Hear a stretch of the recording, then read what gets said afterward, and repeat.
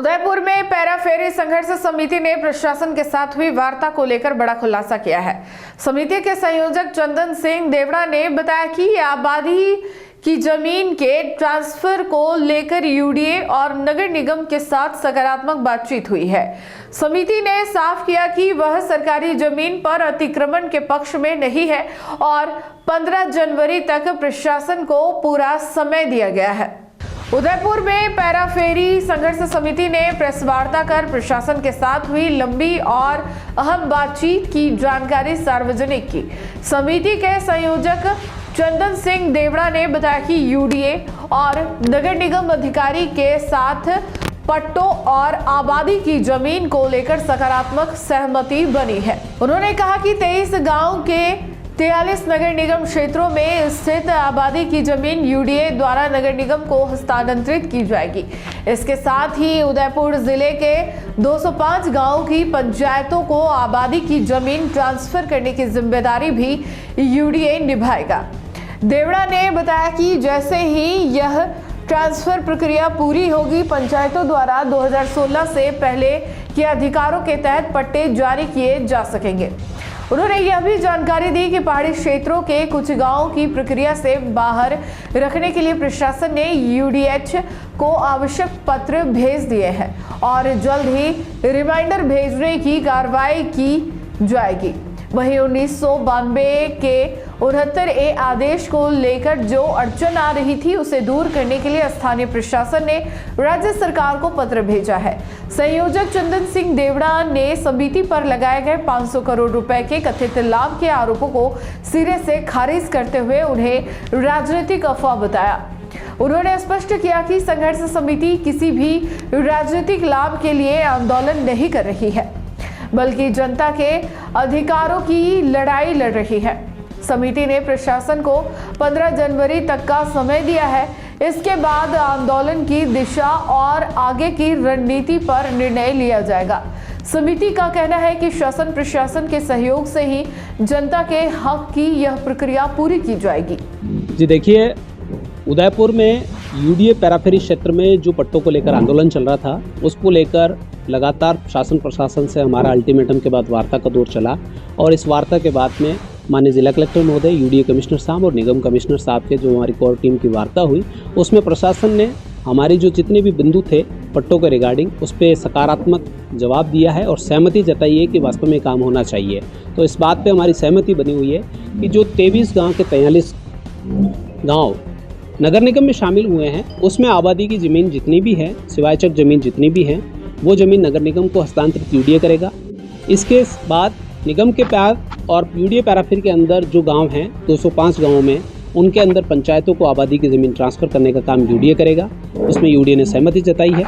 इसके अलावा जो पहाड़ी इलाके के गांव बाहर निकालने हैं, जिसकी मांग हम कर रहे हैं, एक लेटर प्रशासन ने यूडीएच को भेज दिया है, दूसरा एक रिमाइंडर लेटर और भेजने की बात कही है। इन सब के बीच भी निगम क्षेत्र में 2092 का जो एक ऑर्डर है पट्टा जारी होने का 69A के तहत, उसमें थोड़ी सी अड़चन बनी हुई है। तो उसको लेकर स्थानीय प्रशासन इस मामले को देखते हुए जिला प्रशासन सरकार को चिट्ठी भेज रहा है कि इस मामले में 2018 तक 22 में पट्टे 69A के तहत दिए जा चुके हैं। तो शासन प्रशासन जो भी डिमांड इस बात को स्वीकार करता है तो उस पर निर्देश दे, मार्गदर्शन दे, ताकि दो मसले हैं जो सरकार स्तर पर जा रहे हैं, हम सरकार स्तर पर भी वार्ता कर रहे हैं। पंचायतें 2016 से पहले पट्टे देने का अधिकार रखती है। जब भी उनको ज़मीनें ट्रांसफ़र होगी तो पंचायतें पट्टे देगी और निगम का जो संशोधन हमें करवाना नियमों के तहत, उसके लिए हम शासन प्रशासन के साथ सरकार से भी वार्ता कर रहे हैं और सरकार पॉजिटिव है। तमाम स्थानीय भारतीय जनता पार्टी के जितने भी पदाधिकारी हम उनसे भी मिले हैं, संगठन के पदाधिकारियों से मिले हैं, सीएमओ के अधिकारियों से मिले हैं, उन सभी ने हमें पूरा आश्वस्त किया है कि इस काम को हम करेंगे। तो प्रशासन ने हमें 15 जनवरी तक समय मांगा है। हमारा जो अल्टीमेटम 26 दिसंबर को संपन्न हुआ, उसके बाद 15 जनवरी का समय मांगा। हमने उनको बिल्कुल समय दिया है कि आप जितना समय लेना लीजिए। हम बिल्कुल 1 इंच भी सरकारी खाली ज़मीन के अतिक्रमण के पक्षधर नहीं हैं। 1 इंच खाली ज़मीन हम नहीं चाहते हैं। आबादी बसावट जो है सघन बस्ती है, जो सरकार प्रशासन के सर्कुलर के ऑर्डर है उसके तहत वो पट्टे जारी करें और जनता का और सरकार के बीच में जो तकरार आए दिन होती है उसको ख़त्म करें। देखिए, जो हमारे आंदोलन से जुड़े हुए लोग भी नहीं हैं, वो लोग उस कॉन्फ्रेंस में थे और उन्होंने मिथ्या, तथ्यहीन और मनगढ़ंत आरोप इसलिए लगाए ताकि ये आंदोलन कमज़ोर हो। आपकी तमाम एजेंसियां हैं, हमारी कोर टीम पूरी बैठी हुई है और संघर्ष समिति का एक भी व्यक्ति उससे ताल्लुकात नहीं रखता है। 500 करोड़ तो छोड़िए, 5 करोड़ का भी हमारा ताल्लुकात नहीं है। उन्होंने कहा कि ये सिर्फ मोहरा है। हम 205 गांव की जनता का चेहरा है। हम स्पष्ट कर चुके हैं कि जो रण में दौड़ने वाले घोड़े होते हैं वो बारात में नाचा नहीं करते। और जिन्होंने ये आरोप लगाया है उनको कह देना चाहता हूँ कि कुछ लोग समंदर खंगालने में लगे हुए हैं, हमारी गलतियाँ निकालने में लगे हुए हैं। जिनकी अपनी लंगोटियाँ फटी हुई है वो हमारी पगड़ियाँ उछालने में लगे हुए हैं। तो हमें उनसे फ़र्क नहीं पड़ता।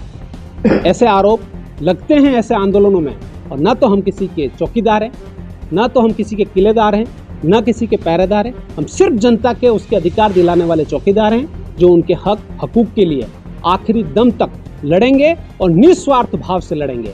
इन आरोपों का इन जितने भी कोर कमेटी मुझ पे किसी पे भी लगाए हैं उनको हम ज़्यादा जवाब देना नहीं चाहते। जनता उनको समझ चुकी है कि वो पद की लालसा में कितना नीचे गिर सकते हैं।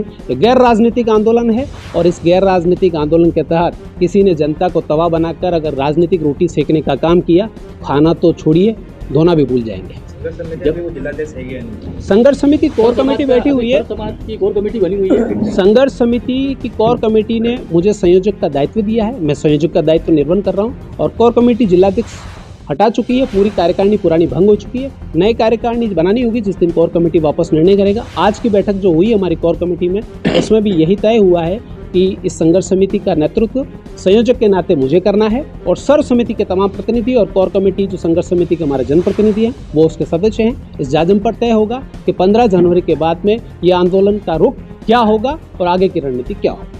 आप कह रहे हैं कि आंदोलन से जुड़े हुए, लेकिन वो कह रहे हैं शुरू ही उन्होंने किया था और बाद में राजनीतिक लालसा के चलते आपने देखी। देखिए ऐसा है, मैं पहले बता चुका, 2013 की एनओसी यूडीए से हम लड़ाई लड़के लेके आए हैं। माननीय आशुतोष पेडनेकर साहब जो कलेक्टर थे तब इन एनओसीओ को उन्होंने ठंडे बस्ते में डाल दिया था।